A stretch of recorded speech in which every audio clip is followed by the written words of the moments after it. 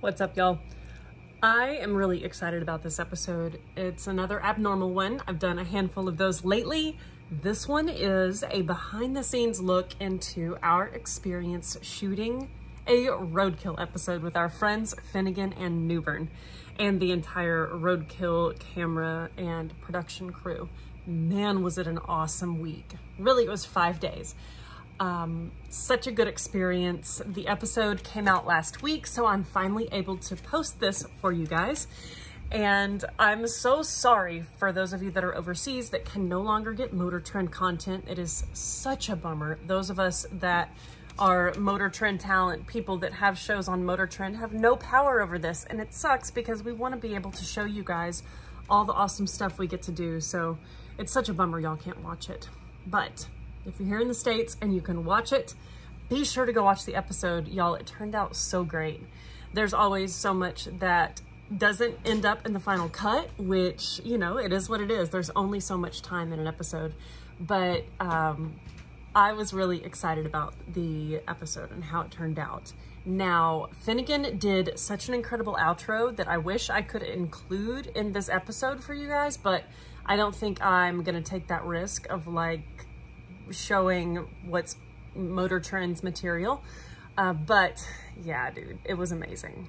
He talked about how the car culture and those of us that love classic cars have an opportunity to do some recycling and pull together and bring these cars back to life and continue to tell their story. And it was just a really, really neat outro. I really appreciated that. And I texted him and told him how much I loved it. And he was like, thanks, Em.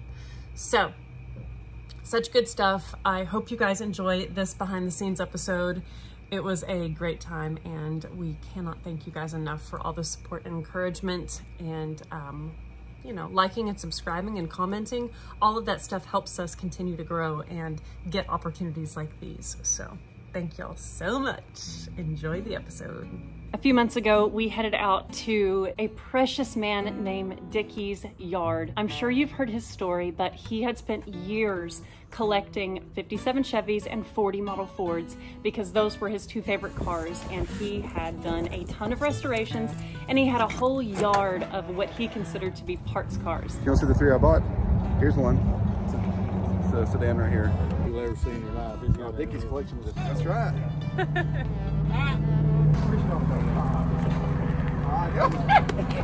All right, we got the last one loaded up. This car is actually coming to our house and possibly going to be featured in an upcoming episode in a very well-known show. It's a really, really, really great one, and I'm really excited to see where this one goes. On that trip, Newbern took 3 cars home with him, and 1 car came back with us so that we could all gather again here in this shop and breathe life back in that car. Newbern arrived Sunday evening, and we took the Bronco across the lake to a fun food spot and sat and discussed the week ahead. The next morning, Finnegan arrived along with the director Chris, the producer Nolan, the producer's assistant Mason, and the 2 badass camera operators Ryan and Cody. Man, our week flew by. By Wednesday, we had the car ready to crank. And we have oil pressure. Give me some time. Don't run it too long because there's no direction.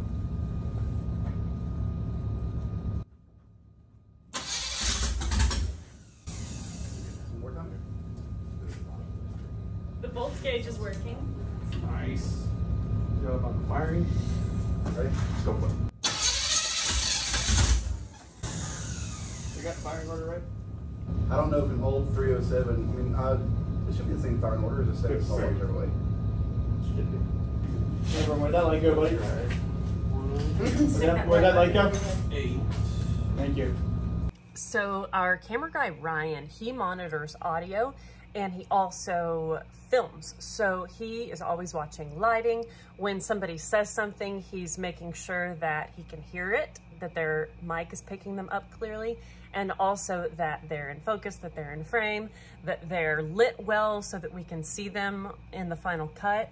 and Newbern was talking about some troubleshooting stuff with the firing order, and his light that they had put on the roof of the car had fallen down and he wasn't well lit, and he also had audio issues. It was just coming in weird. So this is a moment where you guys can see, you know, Finnegan and Newbern and I were kind of in the moment of like with the car, but you have the whole camera crew that's looking at all aspects of actually filming a show.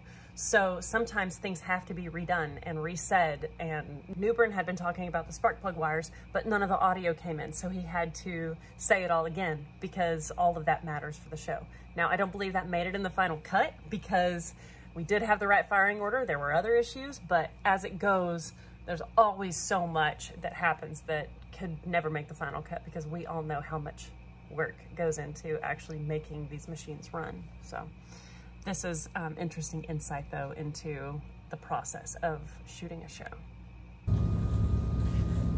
Can you give your line again? Newbern about It's just really faint static.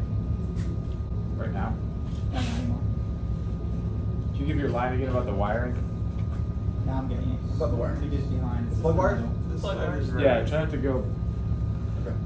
do this too much. So, Keep the light in your head. What was that? Tell me if that's going to number one, which is the very first one. One of the trickiest things about what we do being content creators is trying to be present. We are trying to diagnose why the engine's not running, and then, you know, you're trying to pay attention to your director, or, you know, in our case, because we don't have a camera crew in our shop all the time, I'm thinking about what I need to be filming to document the moment for you guys. It's really a tricky thing, and really only content creators can relate to it because it's a struggle. It's not an easy thing to produce material around the moments that happen in the shop. But really having a crew like the Roadkill crew is so nice. So we just continue on here and find the problem. It all comes out in the wash with the episode because enough persistence pays off. You finally find the problem and off you go on to other jobs. What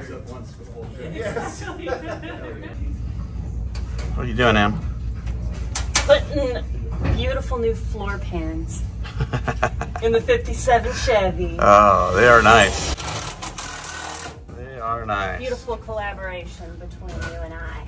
Only the best galvanized air conditioning sheet metal.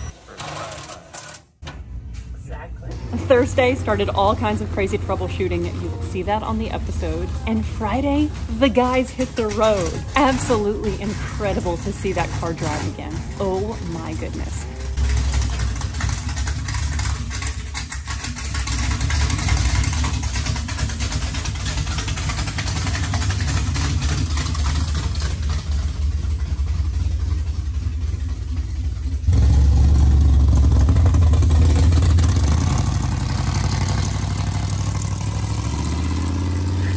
After their first test drive, they came back to the shop and Finnegan was adamant that the car was brutally loud and that it needed mufflers.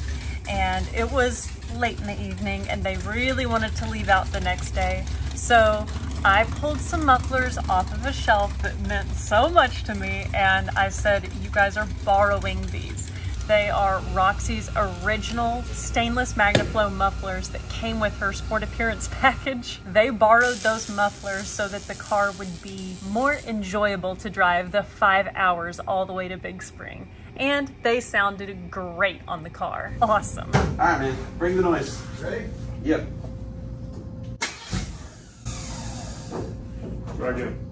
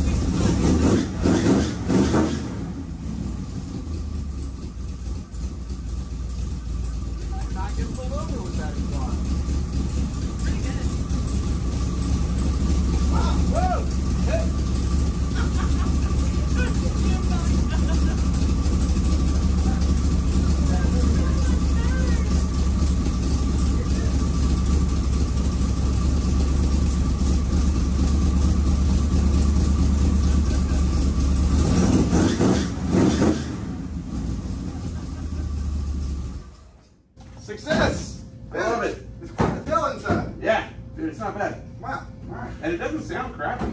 Like, No, it sounds quite good. It's got a little rumble.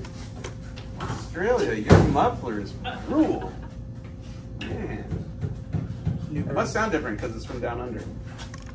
I'm sure of it. Yeah. Like it's a deeper tone because it's from down It under. sounds really good, actually. It sounds like a 307. It's Right. and was the belt squeaking before and we just couldn't hear it? Oh, I'm sure there was lots of things before. Yep. We got some adjustment though, so we're fine on that. That thing's dry rotted and old. We're not going to. You tighten it, it's probably going to pop. Good point. Yeah. Let's worry about that tomorrow. Yeah, okay. Yep. Yeah. It's been a long day. Tomorrow we road trip. Let's go. Yeah. These mufflers are going to see some action tomorrow. The next morning, the guys hit the road and they had such a crazy trip, and you guys will have to wait and see on the episode because it's way more than I could ever describe here. But they were indeed successful and they made it all the way to Big Spring in that 57 Chevy. How amazing is that? Newbern loaded the car up on the trailer and then they stopped back here on the way back to Georgia to pick up all of the various parts and components that they had left behind. I hope by now you guys have all seen the episode and love it just as much as I did. I am so grateful to y'all for the support that you've shown over the years, and I'm so excited to continue this journey on, you know, being content creators and doing what we're doing. It's such a worthwhile hustle. If you yourself have always dreamed of doing this, shoot me a message on Instagram and we'll chat about it. I'll help you any way I can. This is such a fun adventure and I'm so grateful to have the opportunities that we have had.